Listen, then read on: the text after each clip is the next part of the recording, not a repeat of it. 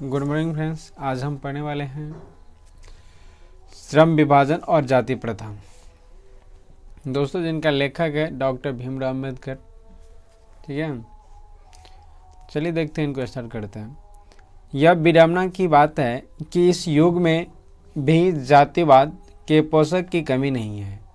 पोषक मतलब दोस्तों मानने वाले, कि इस युग में भी जातिवाद को मानने वाले की कमी नहीं। लेखक कहते हैं कि कमी नहीं है। इसके पोषक कई आधारों पर इसका समर्थन करते हैं। समर्थन का एक आधार यह भी कहा जाता है कि आधुनिक सभ्य समाज कार्यकुशलता के लिए श्रम विभाजन को आवश्यक मानता है, और चूंकि जाति प्रथा भी श्रम विभाजन का ही दूसरा रूप है, इसलिए इसमें कोई बुराई नहीं है। ये कहने का अर्थ कि ये जो पोषक है, जो मानते लोग हैं, उनका कहना है कि श्रम विभाजन को आवश्यक मानता है, और उनका तर्क देते हुए कहता है कि जाति प्रथा भी श्रम विभाजन का ही दूसरा रूप है, इसलिए इसमें कोई बुराई नहीं है। इस तर्क के संबंध में पहली बात तो यही आपत्तिजनक है कि जाति प्रथा श्रम विभाजन के साथ साथ श्रमिक विभाजन का भी रूप लिए हुए हैं। श्रम विभाजन निश्चय ही सभ्य समाज की आवश्यकता है। ये लेखक भी मानते हैं कि श्रम विभाजन निश्चय ही सभ्य समाज की आवश्यकता है, परंतु किसी भी सभ्य समाज में श्रम विभाजन की व्यवस्था श्रमिकों के विभिन्न वर्गों में अस्वाभाविक विभाजन नहीं करती।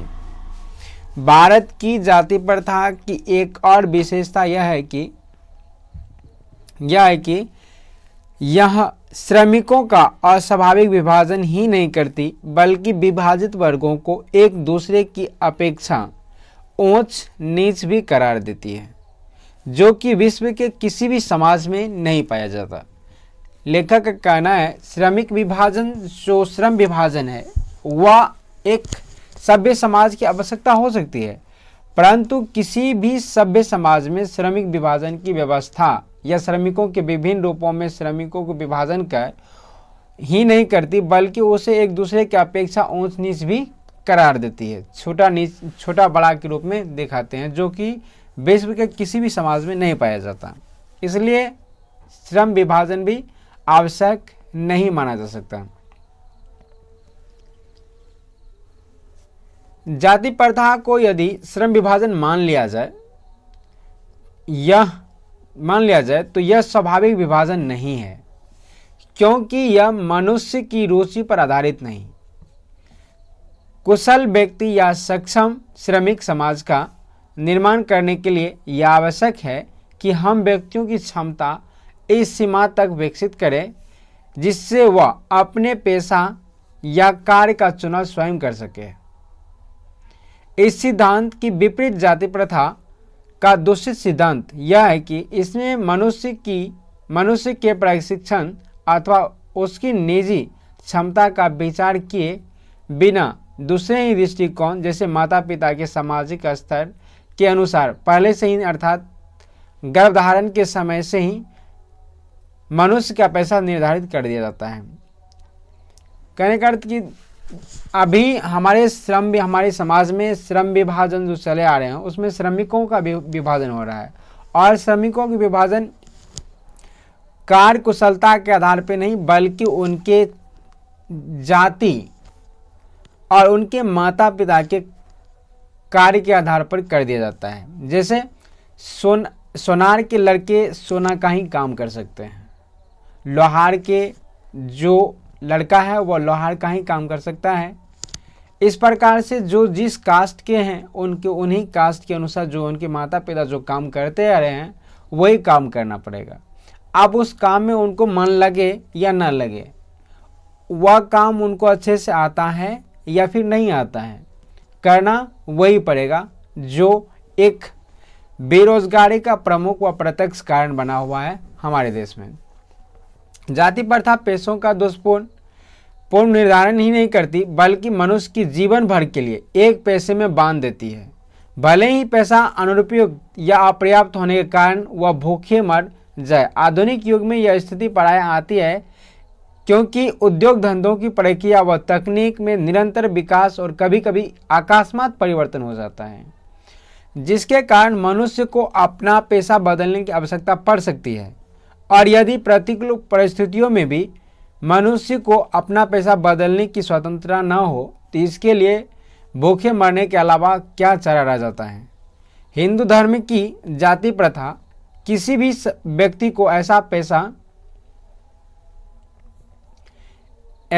चुनने की अनुमति नहीं देती है जो उसका पैतृक पैसा न हो, यानी उनके माता पिता के पैसा न हो, ऐसा कोई भी कार्य उनको नहीं करने दिया जाता, भले ही वह उसमें पारंगत हो। इस प्रकार पैसा परिवर्तन की अनुमति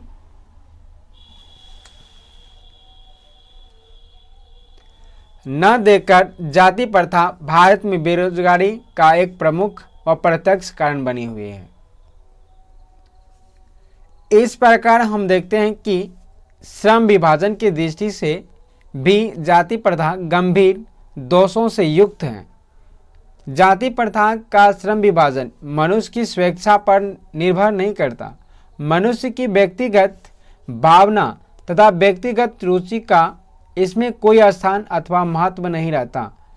इस आधार पर हमें यह स्वीकार करना पड़ेगा कि आज के उद्योगों में गरीबी और उत्पीड़न इतनी बड़ी समस्या नहीं कि जितनी यह कि बहुत से लोग निर्धारित कार्यों को अरुचि के साथ केवल विवशता वश करते हैं। ऐसी स्थिति स्वभावतः मनुष्य को दुर्भावना से ग्रस्त रह कर टालो काम करने और कम काम करने के लिए प्रेरित करती है। ऐसी स्थिति में जहां काम करने वालों का न दिल लगता है और न दिमाग, कोई कुशलता कैसे प्राप्त की जा सकती है। अतः यह निर्विवाद रूप से सिद्ध हो जाता है कि आर्थिक पहलू से भी जाति प्रथा हानिकारक प्रथा है, क्योंकि यह मनुष्य की स्वाभाविक प्रेरणा रुचि व आत्मशक्ति को दबाकर उन्हें अस्वाभाविक नियमों में जकड़ कर निष्क्रिय बना देता है।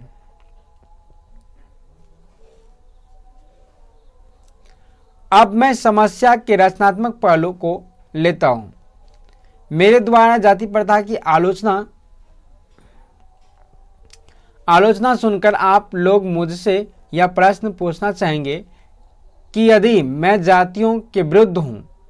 दोस्तों, ये जो अब समस्या डॉक्टर भीमराव अंबेडकर खुद अब ये बताना चाहते हैं कि जो जातिवाद की आलोचना हमने किया, अगर वह सही नहीं है तो हमारे समाज के लिए क्या सही है, क्या करना चाहिए, हमारे समाज में किस प्रकार से रहना चाहिए, उनके बारे में बताते हैं और कहते हैं कि अब मैं समस्या के रचनात्मक पहलू को लेता हूं। और मेरे द्वारा जाति प्रथा की आलोचना सुनकर आप लोग मुझसे यह प्रश्न पूछना चाहेंगे कि यदि मैं जातियों के विरुद्ध हूं तो फिर मेरी दृष्टि में आदर्श समाज क्या है। मेरा उत्तर होगा कि मेरा आदर्श समाज स्वतंत्रता, समता, भ्रातृत्व पर आधारित होगा। क्या यह ठीक नहीं है? भ्रातृत्व अर्थात भाईचारे में किसी को क्या आपत्ति हो सकती है।